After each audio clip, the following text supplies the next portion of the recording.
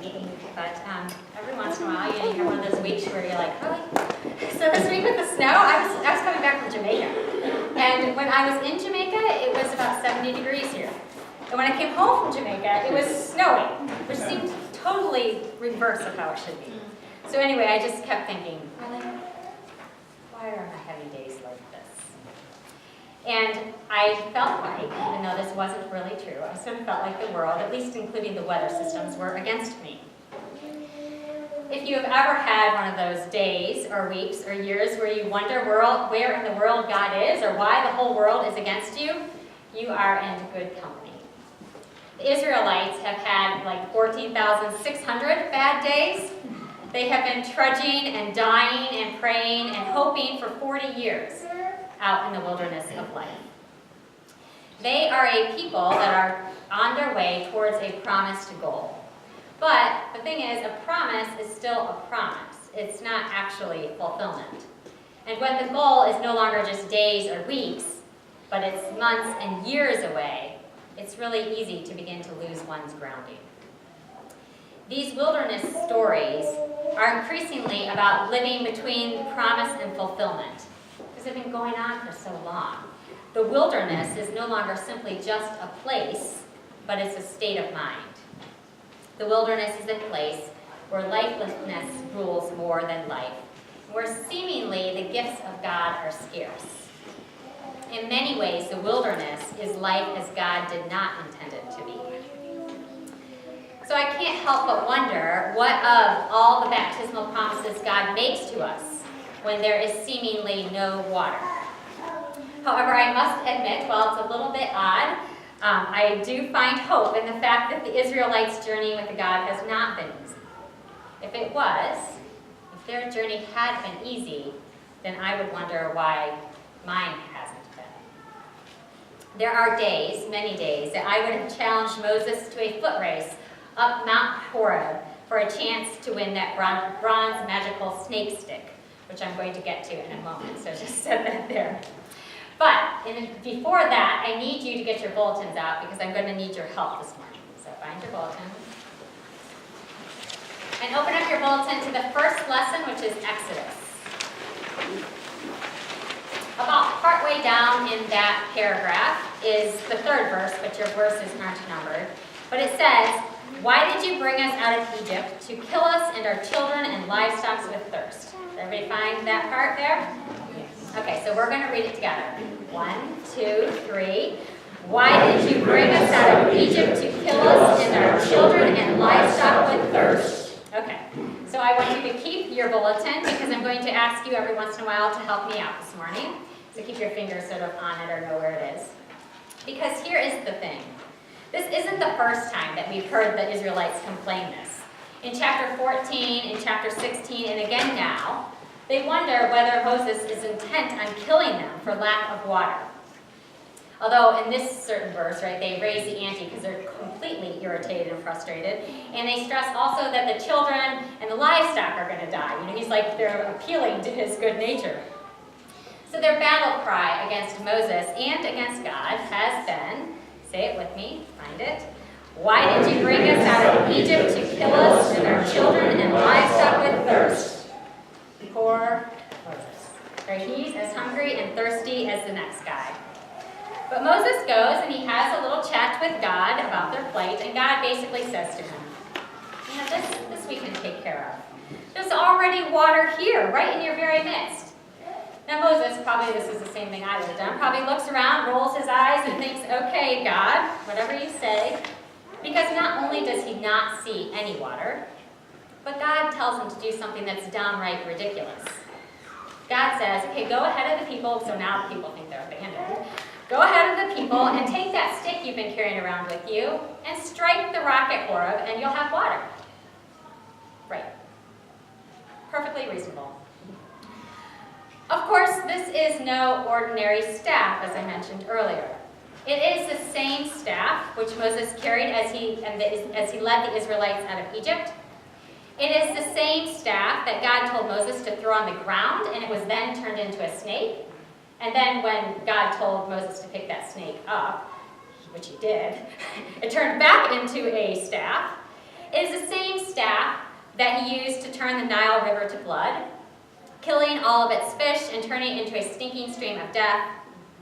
Like I said earlier, I could do some damage with a staff like that. So Moses, he strikes the rock with the staff, and lo and behold, there is water. And the men and the women drink, and the children drink, and the livestock drink. Even the wilderness probably got a little sip. Lacking these necessities like food and water, healthcare, security, shelter, it will take a toll not only on your body, but onto your heart and your soul too. So I'm sure the water tasted good and it prevented severe dehydration, but it really was their souls which were quenched that day. Hope out of a rock. Who would have thought? Well, apparently God. And with each sip, the water reminded them that God does care, and God will provide.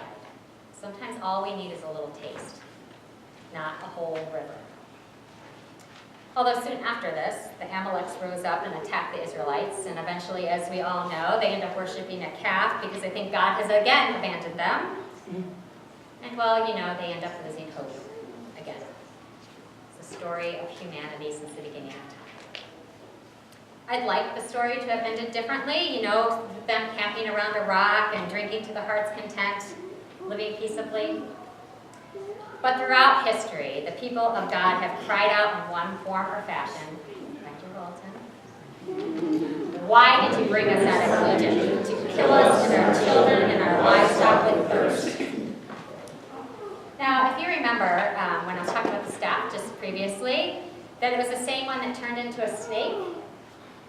This is also the same staff that saved them from a plague of venomous snakes. Although the way that they were cured of these snakes was a little bit odd, if you don't know the story. The people fashion a little bronze snake and they nail it on the staff, and whenever they get bit, they look at the staff and they live.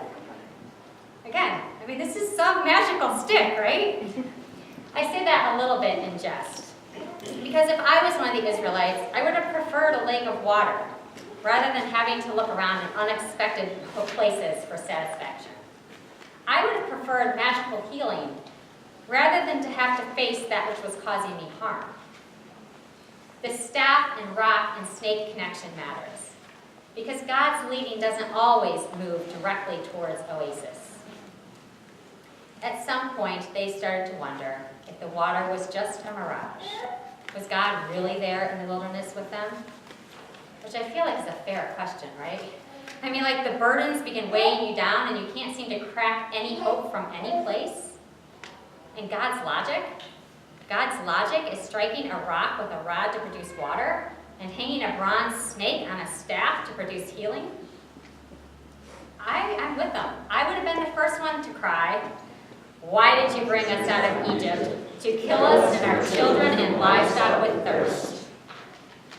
Well, the good news is that snakes and rocks are God's specialties.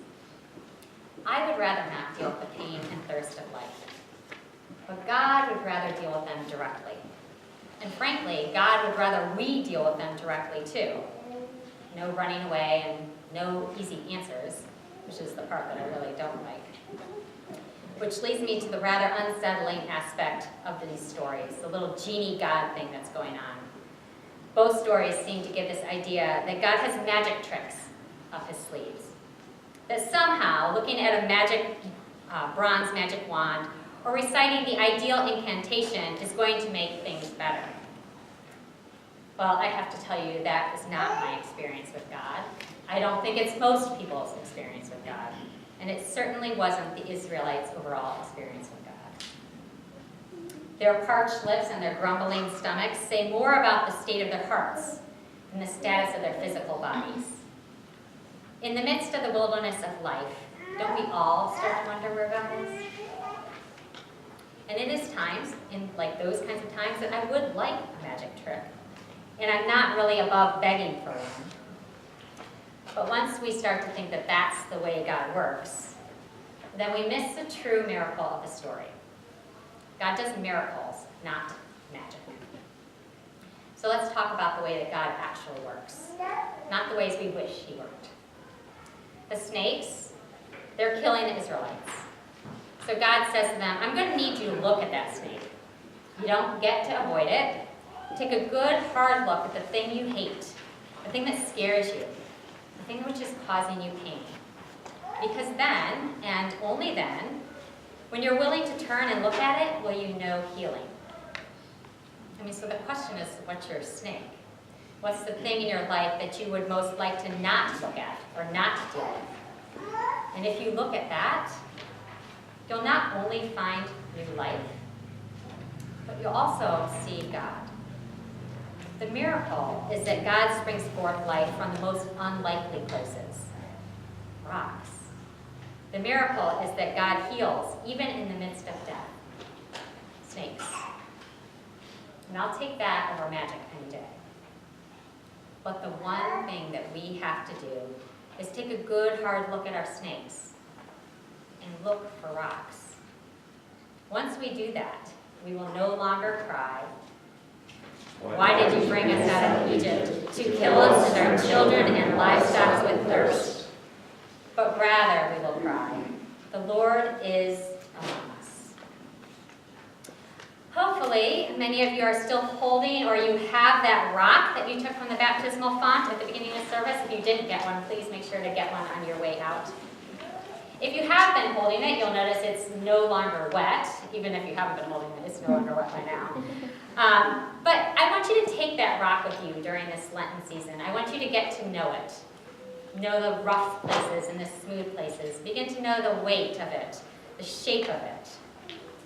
I want you to use it as a reminder during Lent and every season of your life. That the promises God makes to us in and through the waters of baptism hold true even when we don't know where the water is and we feel completely parched.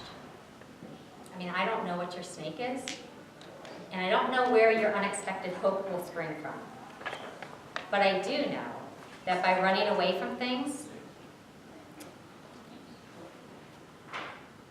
by not running away from things, by taking them head on, God promises to help strike them down and spring forth new life. Because there's this really crazy thing. God not only nails the snakes to a pole, but also himself. And then he's raised high on a hill in some God-forsaken wilderness, so that once and for all those who are dying in the wilderness may know that in the wilderness of life, there is living water.